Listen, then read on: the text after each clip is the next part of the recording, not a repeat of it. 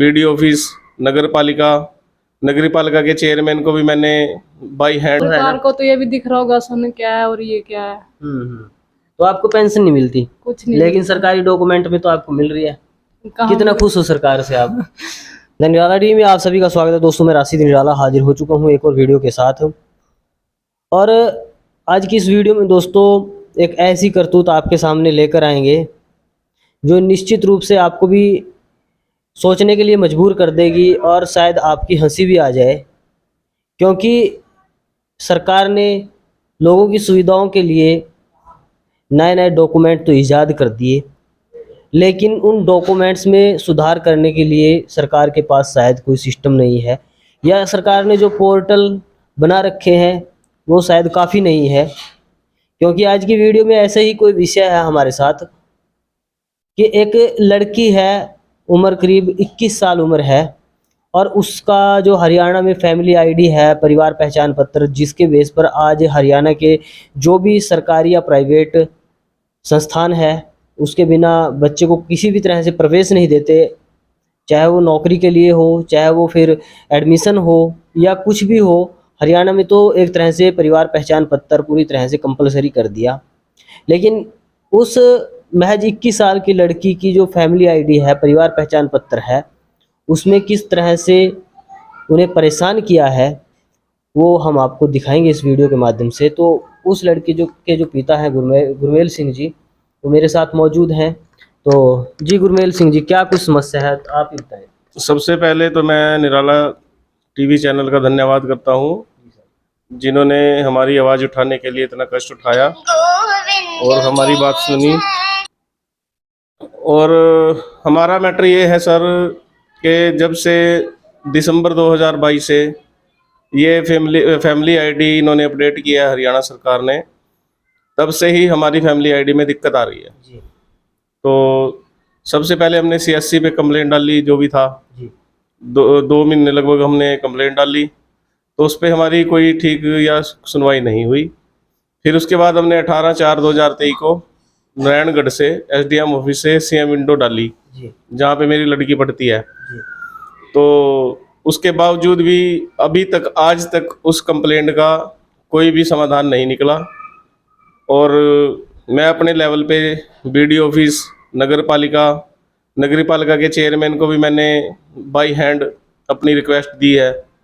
उसके बाद जैसे जो भी था, कमरा नंबर 210 जगाधरी में बना रखा है सेक्रेटेरिएट में, तो मैं वहाँ पे भी गया, तो उनसे भी बात की कि हमारी ऐसी ऐसी दिक्कत आ रही है। तो उन्होंने भी हमें कोई जवाब नहीं दिया। हाँ, उन्होंने एक प्रिंट जरूर निकाल के दिया कि आपकी ये दिक्कत है और ये पेंडिंग पड़ी है आपकी अभी तक। जी तो मैंने फिर उनसे कहा कि मेरे को कोई नंबर दे दीजिए या किसी अधिकारी से बात करवा दीजिए, जो भी डिस्ट्रिक्ट लेवल पे जिनके अंतर्गत ही आता है। जी जी तो वे मुझे किसी भी प्रकार से संतुष्टि नहीं कर सके और उन्होंने ये कह दिया कि आप चंडीगढ़ जाइए। अच्छा जी। तो फिर मैंने उनसे बोला कि मेरे को चंडीगढ़ जाना था, फिर ऑनलाइन का फायदा ही क्या हुआ है जब सरकार ने इतनी फैसिलिटी दी है, इतने पोर्टल बना रखे हैं। मतलब पोर्टल बना के हैं, तो फिर इसका फायदा ही क्या है जब मान लो हमें यहाँ से आना ही पड़ गया। तो अच्छा, तो क्या है वो दिखाएं, आप वो बताएं। रूप से सर समस्या ये है कि हमारी फैमिली आईडी में जो समस्या है उसमें मेरी बेटी को senior citizen old age pensioner दिखाया गया है, अच्छा, जिसकी उम्र 21 साल है, जबकि सारे वेरीफाइड डॉक्यूमेंट इस पे लगे हुए हैं। यानी इसको बुढ़ापा पेंशन सरकार दे रही है। हाँ जी। जी तो फिर मैंने उनसे वहाँ पे भी जो कमरा नंबर 210 है जगाधरी में, मतलब के बनाया हुआ, तो मैंने उनको कहा कि या तो इसको ठीक करवा दीजिए या फिर हमारी पेंशन ही लगा दीजिए। जी। तो वो भी कोई संतोषजनक उत्तर नहीं दे सके। तो 1 साल लगभग होने को है, तो इसका कोई सॉल्यूशन अभी तक नहीं सर, इसकी वजह से जो हम सरकारी फार्म भरते हैं, स्कॉलरशिप है या कुछ भी है, उसमें हमें बहुत परेशानी आ रही है। इसकी वजह से स्कॉलरशिप भी नहीं मिल रही, पिछले साल भी नहीं मिली, अब जो भर रहे हैं उसमें भी नहीं मिली है। अच्छा, तो इसकी वजह से हमें बहुत परेशानी तो है। आप हर जगह हर एक दफ्तर के आप चक्कर काट चुके हो? हाँ सर, मैं सभी जगह चक्कर काट चुका हूँ।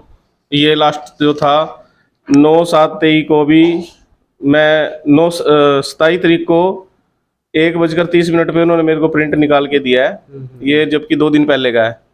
तो उसमें भी ये डॉक्यूमेंट है, इसमें पेंडिंग दिखा रखा है स्टेटस। जी जी। जबकि मैं इसकी 2 बार सीएम विंडो पे कंप्लेंट दे चुका हूँ 18/4 के बाद भी।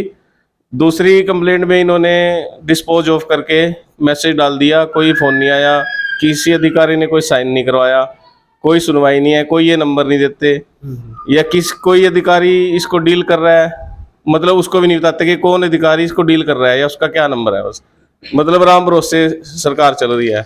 तो दोस्तों ये गुरमेल सिंह जी ने जिस तरह से बताया, इनकी बेटी 21 साल उसकी उम्र है, प्रिया रानी, ये इनकी फैमिली आईडी है और 5 ही मेंबर है इस फैमिली आईडी में। और आप सरकारी जो अधिकारी हैं या जो भी जिन्होंने इनकी फैमिली आईडी को बनाया है, पहले इनकी फैमिली आईडी सही थी, दिसंबर में कुछ किसी कारणवश इनकी आईडी में पेंशनर, रिटायर्ड पेंशनर ऐसा कुछ मेंशन हो चुका है और दिखाया जा रहा है इसमें साफ तौर पर कि senior citizen old age pension यानी बुढ़ापा पेंशन इनको दी जा रही है 21 साल की उम्र में। अब आप अंदाज़ा लगा सकते हैं कि कितना लचीलापन, कितना एक तरह से खोखलापन ये पोर्टल में है, जिसमें लगातार दावे सरकार करती है कि हम घर पर लोगों को सुविधाएं दे रहे हैं, सिटीजन को परेशान होने की ज़रूरत नहीं है। ये इनकी सुविधा है कि एक व्यक्ति पिछले 1 साल से लगातार चक्कर काट रहा है ऑफिस के, दफ्तरों के सरकारी, कि किसी तरह से ये परेशानी इनकी दूर हो जाए, क्योंकि अभी पढ़ने वाली स्टूडेंट है वो लड़की, और उसे लगातार स्कॉलरशिप हो या एडमिशन हो उसमें लगातार परेशानियों का सामना करना पड़ रहा है। तो उसे इसमें जो रूप से उसका एक पहचान का आधार है, परिवार पहचान पत्र है, उसमें इसी तरह से धांधलीबाजी है। तो चलिए एक बार हम आपको उस लड़की से भी मिलाते हैं जिसकी उम्र 21 साल है और जिसे हरियाणा सरकार के जो धांधलीबाज लोग हैं पेंशन दे रहे हैं। तो क्या नाम है गुड़िया? प्रिया रानी। प्रिया रानी, कितनी उम्र है आपकी? 21 साल। तो आपको तो पेंशन मिल रही है? कहाँ मिल रही है सर इसमें तो सन भी साफ साफ लिखा हुआ है 2002, और ये देखो फिर भी। हाँ, फिर ये गड़बड़ तो है सरकार ना? को तो ये भी दिख रहा होगा सन क्या है और ये क्या है। तो आपको पेंशन नहीं मिलती? कुछ नहीं, लेकिन सरकारी डॉक्यूमेंट में तो आपको मिल रही है। कहाँ कितना खुश हो सरकार से आप? कुछ नहीं मिल रहा सर, इसकी वजह से बहुत काम ऐसे ही पड़े हैं मेरे बीच में। क्या क्या काम रुक रहे हैं आपके? स्कॉलरशिप भी ऐसे रुक रही है, फॉर्म वगैरह भी ऐसे रुक रहे हैं। अच्छा, तो उनमें क्या दिक्कत आती है? स्कॉलरशिप की वजह से इसमें ये लिखा हुआ है ना ओल्ड, इसीलिए स्कॉलरशिप नहीं आती ना, ऐसे फिर स्टूडेंट होता तब तो आ भी जाती है। तो अब आप क्या मांग करते हो सरकार से?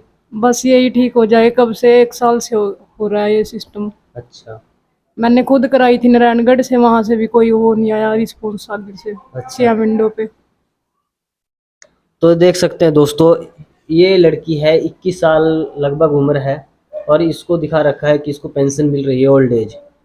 तो आप अंदाज़ा लगा सकते हैं ये जो एक तरह से पोर्टलों के माध्यम से जिस प्रकार से अब लोगों को परेशान किया जा रहा है लगातार नए नए डॉक्यूमेंट बनवाकर, ये कहीं ना कहीं सुविधा की बजाय एक परेशानी का सबब बनते जा रहे हैं लोगों के लिए। साल से लगातार दफ्तरों के, सरकारी दफ्तरों के चक्कर काटकर थक चुके हैं लोग, कहीं पर कोई सुनवाई नहीं होती, इन्हें आगे से आगे टरका दिया जाता है, कह दिया जाता है कि फला जगह पर होगा, फला जगह पर होगा।